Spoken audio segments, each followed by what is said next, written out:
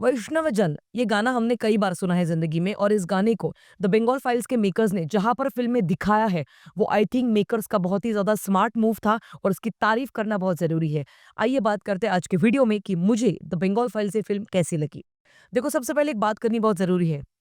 आज भी किसी भी बच्चे से अगर आप पूछोगे ना कि भारत कब स्वतंत्र हुआ था, तो सभी बच्चे हर कोई ये बता देगा कि 15th ऑफ अगस्त 1947 को हम सब लोग स्वतंत्र हुए और इंडिपेंडेंट हो गए, अपनी-अपनी ज़िंदगी में आगे बढ़ गए और 2 अलग-अलग देश बन गए जैसे पाकिस्तान और भारत।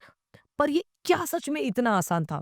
क्या सच में 2 लाइन में बता देने वाली ये कहानी थी? बिल्कुल नहीं, क्योंकि डायरेक्ट एक्शन डे के बारे में कोई नहीं बताता। डायरेक्ट एक्शन डे में एग्ज़ैक्टली क्या हुआ था? किसके कहने पर क्या-क्या चीज़ें हुई? ये सारी चीज़ों का पता होना आज की पीढ़ी को बहुत ही ज़्यादा ज़रूरी है, इनफैक्ट हम जैसे मिलेनियल्स को भी। क्योंकि बचपन में सोचो कि हमको क्या-क्या पढ़ाया गया? डायरेक्ट एक्शन डे के बारे में कुछ नहीं बताया गया। उसके बाद नोआखली में जो भी राइट्स हुए, उसके बारे में कुछ नहीं बताया गया। जगह-जगह पे पूरा देश जब जल रहा था, वो सारी चीज़ों के बारे में कुछ नहीं बताया गया, पर्दा डाल दिया गया उसके ऊपर and of course all thanks to the ruling party जो उस टाइम पे भारत देश को चलाने वाली थी या फिर जो सत्ता में थी उस टाइम पर। और हम में से कोई इस चीज़ को बिल्कुल नकार नहीं सकता कि डायरेक्ट एक्शन डे पर क्या हुआ था। हम में से कोई भी इस फ़िल्म को झूठा साबित नहीं कर पाएगा क्योंकि जैसे इस फ़िल्म का टीज़र आया था द बंगाल फाइल्स का, तभी से मैंने मेरा रिसर्च शुरू कर दिया था और मैंने बहुत सारी चीज़ें पढ़ी थी, आर्टिकल्स पढ़े थे, वीडियोज़ देखे थे, बहुत सारी जगह के न्यूज़ पोर्टल्स में चली गई मैं, उस बहुत सारे पुराने रिसर्च पेपर्स जो मौजूद थे, वो सारी चीज़ें देखी मैंने इसीलिए क्योंकि मुझे फ़िल्म समझनी बहुत ज़रूरी थी। और जिन्होंने द कश्मीर फाइल्स ये फ़िल्म देखी है, मैं उनके लिए बताना चाहती हूँ, जितनी हार्ड हिटिंग वो फ़िल्म थी, उससे कई गुना ज़्यादा हार्ड हिटिंग ये फ़िल्म आपको लगेगी।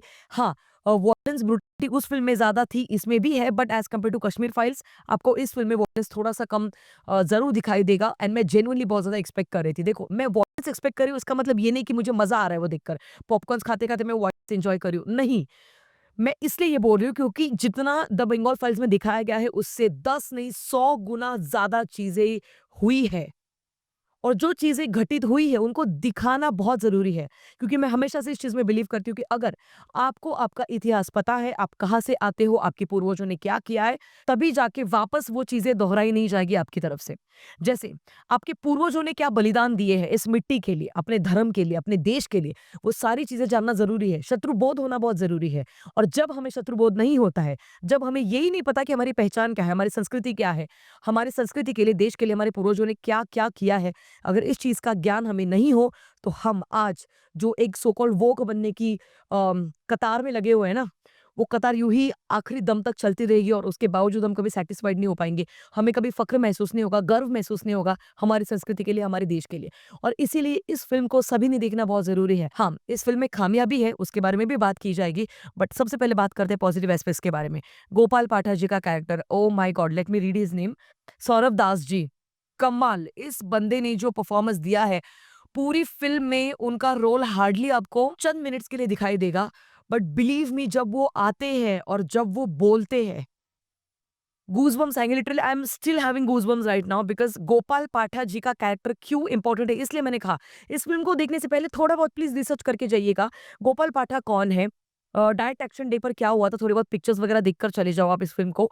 उसके बाद आपको ये फ़िल्म और ज़्यादा हार्ड हिटिंग लगेगी क्योंकि गोपाल पाठक जी का कैरेक्टर इस पूरे फ़िल्म की सबसे बड़ी हाइलाइट की है और जितने भी समय के लिए वो आते हैं, वो जीत लेते हैं अपना दिल। वो मतलब जिस तरीके से एक ऊर्जा भर के जाएँगे आप सभी के अंदर। एज़ अ व्यूअर बहुत ज़्यादा एनर्जी आपको महसूस होगी जब आप उनको स्क्रीन पर देखोगे। उनके बाद अगला प्लस पॉइंट सिमरत कौर का performance. I am telling you guys of course बाकी के सभी एक्टर्स ने बहुत बढ़िया काम किया है, बट सिमरत कौर जिन्होंने एक यंग वर्ज़न प्ले किया है माँ भारती का, कमाल की लगी है वो पूरी फ़िल्म में, कमाल का परफॉर्मेंस दिया है उन्होंने, कमाल की डायलॉग डिलीवरी है, मोनोलॉग्स है बहुत ही बढ़िया। वो जो मोनोलॉग हमने ट्रेलर में देखा था को मारोगे तो भारत भारत नहीं रहेगा। जमीन का टुकड़ा नहीं, इंडिया का लाइट हाउस है बंगाल। वही मोनोलॉग आपको गूज़बम्प्स देगा, वो मोनोलॉग उतना ही नहीं, उसके आगे भी बहुत है, उसके पीछे भी बहुत है। वो सारी चीज़ें आपको देखकर बहुत ही ज़्यादा आप इम्प्रेस होने वाले हो। अगला प्लस पॉइंट इस पूरे फ़िल्म की सिनेमेटोग्राफी बहुत ही खूबसूरत है। मैंने एक्सपेक्ट ही नहीं किया था because technically Kashmir files actually थोड़ी बहुत वीक थी, मुझे लगी थी टेक्निकली कि सिनेमेटोग्राफी डायरेक्शन एंड वो सारी चीज़ें और ज़्यादा बेटर हो सकती थी। बट यहाँ पर वो कोई गुंजाइश ही नहीं रुक रहती है। बहुत सारे विनर्स हैं पूरे फ़िल्म में। और वो स्पेशली वो वाला वनर शॉट बहुत ज़्यादा लॉन्ग शॉट है वो, जहाँ पर डायरेक्ट एक्शन डे का सारा कुछ चल रहा है। वो कैसे हो रहा है, सिमरत कौर के साथ-साथ कैमरा भी भाग रहा है, दौड़ रहा है, सिमरत कौर जैसे कार में बैठ रही, कैमरा भी कार में बैठ रहा है, हम भी उसके साथ क कार में बैठ रहे हैं, ऐसे हमको फ़ील होता है। एंड वो पूरा वनर इतना अमेज़िंग तरीके से शूट किया गया है ना कि आपको झंझोड़ के रख देगा। आपको बैठे-बैठे ये सोचने पर मजबूर कर देगा कि सच में अगर ये आज होता है तो आप क्या करोगे ऐसी सिचुएशन में? कुछ नहीं कर पाओगे आप ऐसी सिचुएशन में। और ये जो भी चीज़ें सही है ना, पश्चिम बंगाल के सारे हिंदुओं ने अ, हम अंदाज़ा भी नहीं लगा सकते कि वो क्या तकलीफ़ें, उनकी पीड़ाएँ हम लोग शब्दों में बयाँ तक नहीं कर सकते। ये इतनी ज़्यादा पीड़ाएँ हैं और वो पूरा एक वनर शॉट जो है वो इस सारी पीड़ाओं को हम तक पहुँचाने में कामयाब होता है। अगला प्लस पॉइंट अमर का कैरेक्टर जिन्होंने निभाया है, मुझे उसका उनका नाम नहीं पता अभी, बट जेनुइनली एक सिख बंदे का कैरेक्टर उन्होंने निभाया है, वो भी बहुत ही अच्छा मुझे लगा परफॉर्मेंस उनका। और मिथुन चक्रवर्ती का परफॉर्मेंस भी मुझे अच्छा लगा। दिब्येंदु भट्टाचार्य, शाश्वत चैटर्जी, इन दोनों का परफॉर्मेंस भी मुझे बहुत ज़्यादा कन्विंसिंग लगा। उनके सभी के पात्र, जिन्होंने जो-जो भी पात्र निभाए हैं, वो सारे के सारे कैरेक्टर्स आपके दिमाग में छप जाएँगे। सिनेमा थिएटर से बाहर आने के बाद भी आप उन कैरेक्टर्स के बारे में सोचते रहोगे। ये होती है एक पावरफुल एक्टर की पहचान। अब अगला जो प्लस पॉइंट है वो इस पूरे फ़िल्म का बैकग्राउंड स्कोर, बैकग्राउंड म्यूज़िक। कई जगह पे ना म्यूज़िक ही नहीं है और थैंक गॉड कि वहाँ पर म्यूज़िक नहीं है, बिकॉज़ वो म्यूज़िक ना होने की वज़ह से उस सीन की जो डेप्थ है वो और ज़्यादा बढ़ जाती है, वो सीन और ज़्यादा गहरा हो जाता है।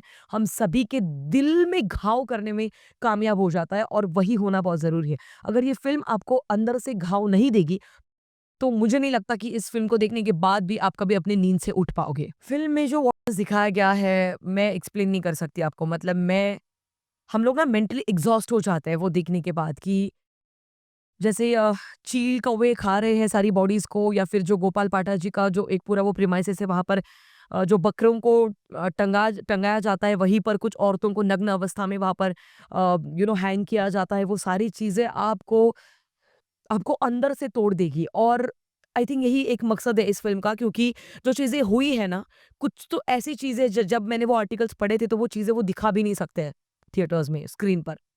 तो मुझे लगता है कहीं न कहीं पे कि इस पूरी फ़िल्म में जितना भी वॉयस दिखाया गया है, वो आपको अंदर से तोड़ देगा। दिमाग आपका हिल जाएगा। अगला प्लस पॉइंट है, इस फ़िल्म के मेकर्स ने ना स्क्रीन प्ले इस तरीके से रचा है, विवेक अग्निहोत्री जी ने, कि करंट अभी जो मुर्शिदाबाद में जो चीज़ें घटी है, कुछ महीने पहले अप्रैल में जो हम सभी ने देखा था, वहाँ पे जो राइट्स हुए थे, उसके साथ-साथ जो अभी वहाँ पर डेमोग्राफी चेंज का जो सबसे बड़ा एक चैलेंज फिलहाल भारत सरकार के ऊपर है कि वहाँ पर बांग्लादेशी रोहिंग्यास को बुलाया जाता है, कैसे वोट बैंक का सारा सिलसिला चल रहा है, कैसे वोट बैंक के लिए कौन-कौन सी चीज़ें की जा रही है और किस तरीके से डेमोग्राफी चेंज हो रही है, किस तरीके से हिंदुओं को पलायन करना पड़ रहा है, ये सारी चीज़ें अभी का जो एक सिनेरियो चल रहा है इसी पैरेलल वर्ल्ड में पीछे स्टोरी वापस चली जाती है 1947 के पहले एग्ज़ैक्टली वो डायरेक्ट एक्शन डे पर क्या हुआ था। तो ये सारी चीज़ें ना पैरेलली चल रही है, वो मुझे देख के बड़ा अच्छा लगा।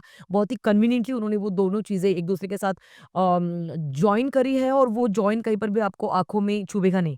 वो आपको अच्छा लगेगा। इस पूरे फ़िल्म में लाइटिंग का इस्तेमाल बहुत ही खूबसूरत तरीके से किया गया है, बिकॉज़ बहुत सारे शॉट्स हैं जहाँ पर बर्निंग के सीक्वेंसेस है, बहुत सारे शॉट्स हैं जहाँ पर रात के सीक्वेंसेस है, चेज़िंग सीक्वेंसेस है।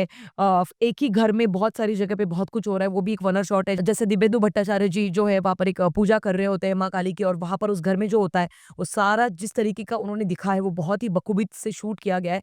तो इस पूरी फ़िल्म की cinematography, lighting, editing, colour palette से सारी चीज़ें आपको बहुत हद तक इम्प्रेस ज़रूर करेगी। बड़े पर्दे पर आपको वो देख के बहुत ही ज़्यादा अच्छा लगा, क्योंकि यही चीज़ें थोड़ी बहुत मिसिंग थी कश्मीर फाइल्स में। बट येस, ओवरऑल ये सारी चीज़ें आपको बहुत हद तक इम्प्रेस करेगी। अब आते हैं नेगेटिव पॉइंट्स के ऊपर, इस फ़िल्म की खामियों के ऊपर। कुछ ज़्यादा खामियाँ नहीं है, बट जो चीज़ें मुझे लगी वो मैं उसके बारे में बात करना चाहूँगी। सबसे पहले एंड जो है इस फ़िल्म का क्लाइमैक्स, वो बहुत ही फ़ास्ट रैपिडली समेटने की कोशिश करी गई है, जिसके चलते बस अच्छा हो गया, ओके। तो ये वाली फीलिंग आपको आएगी। थोड़ा और ज़्यादा एंड बढ़िया तरीके से हो सकता था। दूसरा नेगेटिव पॉइंट, इस फ़िल्म में थोड़ी-सी कुछ मिस्टेक्स है, जैसे कंटिन्यूटी इश्यूज़ है, और कुछ चीज़ें जो दिखाई नहीं गई है डिस्पाइट ऑफ बीइंग साढ़े 3 घंटे की फ़िल्म। साढ़े 3 घंटे की फ़िल्म है ये, इसका एक और नेगेटिव पॉइंट है, इस फ़िल्म को आराम से 3 घंटों तक आप बना सकते थे, बट आधा घंटा लिटरली एक्स्ट्रा लगता है आपको। कुछ चीज़ों को ज़बरदस्ती स्ट्रेच किया गया है, वो अगर नहीं भी किया जाता तो भी चल जाता। बट बिलीव मी, ये पूरे फ़िल्म का स्क्रीन प्ले बहुत ही हद तक आपको एंगेज ज़रूर करके रखेगा। आप मैंने तो पलक भी नहीं झपकी है, मैंने तो मेरा फ़ोन भी नहीं देखा है, मैंने कुछ नहीं देखा। मैंने सिर्फ़ और सिर्फ़ फ़िल्म देखी है, तो उसी चश्मे से आपको भी ये फ़िल्म बहुत ज़्यादा पसंद आएगी, ये तो मैं आपको बता सकती हूँ। अगला नेगेटिव पॉइंट कि दर्शन कुमार का कैरेक्टर मुझे बहुत ज़्यादा कन्फ्यूज़िंग लगा और इन्वेस्टिगेशन का कुछ भी पार्ट नहीं दिखाया गया है। जैसे वो इन्वेस्टिगेशन, वो कोई नॉर्मल कॉप नहीं है। He was from CBI. तो अगर सीबीआई है तो और ज़्यादा इन्वेस्टिगेशन बढ़ जाता है, रिस्पॉन्सिबिलिटीज़ बढ़ जाती है। तो इन्वेस्टिगेशन का भी थोड़ा बहुत और ज़्यादा दिखाना ज़रूरी था। एक फोटोग्राफर लड़की का एक रोल है, वो भी मुझे बहुत ज़्यादा कन्विंसिंग लगा। That was totally unnecessary I feel. बहुत सारी ऐसी चीज़ें थी जो शायद नहीं भी दिखाते तो भी चल जाता है, ऐसी कुछ चीज़ें आपको लगेगी इस फ़िल्म में। सबसे पुअरली रिटन अगर कोई कैरेक्टर है तो वो है पुनीत इसार। इनका कैरेक्टर बहुत ही पुअरली लिखा गया है उनके कैरेक्टर को। वो अब क्या बोल रहे हैं, 2 मिनट के बाद क्या बोल रहे हैं, वापस 1 मिनट के बाद क्या बोल रहे हैं, ये सारी चीज़ों का कोई तालमेल ही नहीं है और बहुत ही रैंडम सी वियर्ड रिएक्शंस है उनकी, वियर्ड डायलॉग्स आ जाते हैं, जैसे दर्शन कुमार का मोनोलॉग चल रहा है उस टाइम पर, तो वो मुझे बिल्कुल भी कन्विंसिंग नहीं लगा। वो पूरा कैरेक्टर ही समझ में नहीं आया मुझे एक्चुअली, क्योंकि अब दर्शन कुमार को ऑलरेडी पता है कि ये खुद मिला हुआ है।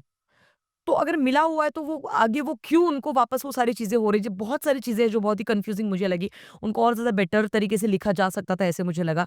ओवरऑल अगर आप मुझसे पूछो तो इस फ़िल्म में एक और नेगेटिव पॉइंट है, वो है वॉयलेंस। जो जो भी जहाँ पर भी दिखा है, जैसे वीएफएक्स, स्पेशल इफेक्ट्स का जहाँ पर इस्तेमाल किया गया, वो बहुत ही चीप वीएफएक्स है। वो आपको महसूस होगा, जैसे चील कौवे खाने वाला जो सीन है, उसके बाद और भी 2 से 3 और जगह पे सीन्स हैं, तो वो भी आपको लगे कि यार वीएफएक्स और थोड़े अच्छे हो सकते थे, स्पेशल इफेक्ट्स। ग्रीन स्क्रीन का इस्तेमाल भी और अच्छे तरीके से हो सकता था। But overall, despite of having these 2 to 3 negative points, I genuinely appeal everybody to please watch this film. इस फ़िल्म को देखना बहुत ज़रूरी है और ए रेटेड फ़िल्म है। बड़ा आप अंदर से हिल जाओगे इस फ़िल्म को देखने के बाद, ये मैं आपको बता सकती हूँ। और इस फ़िल्म का बनना बहुत ज़रूरी है और इस फ़िल्म का हिट होना भी बहुत ज़रूरी है। क्योंकि अगर ये फ़िल्म हिट नहीं होती है और हिंदू अगर नहीं जाते हैं इस फ़िल्म को देखने के लिए, फिर कोई भी नहीं जाता है। मैं हिंदू ही क्यों बोल रही हूँ, मुझे लगता है मुसलमानों ने भी इस फ़िल्म को देखना चाहिए। देखो, अगर आप इस देश में रुके हो, है ना?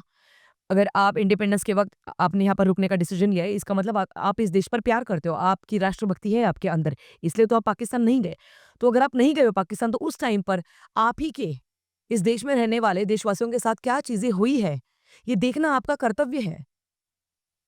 और कैसा नहीं बनना है, हमारी आने वाली पीढ़ियों को ऐसा नहीं बनाना है। इस चीज़ का तो आपको एटलीस्ट ज्ञान प्राप्त होगा इस फ़िल्म से। और इस फ़िल्म में कहीं पर भी मुस्लिमों के प्रति द्वेष या कुछ ऐसा नहीं दिखाया गया है। तो प्लीज़ इस प्रोपेगेंडा शब्द से दूर हट जाइए और सभी से मेरा ही निवेदन है, प्लीज़ इस फ़िल्म को जाकर देखिए। मेरी तरफ से इस फ़िल्म को 4 स्टार्स आउट ऑफ 5। आज का वीडियो थोड़ा लेंदी हो गया, उसके लिए मैं माफ़ी चाहती हूँ, बट मुझे अपने पॉइंटर्स रखने थे हर जगह से और मैंने ट्राई किया कि मैं कोई स्पॉयलर्स ना दूँ। तो please don't forget to like, share and subscribe to city lights Hindi और इस फ़िल्म को देखना मत भूलिएगा। मिलेंगे अगले वीडियो में, तब तक के लिए ख्याल रखिएगा। Peace out.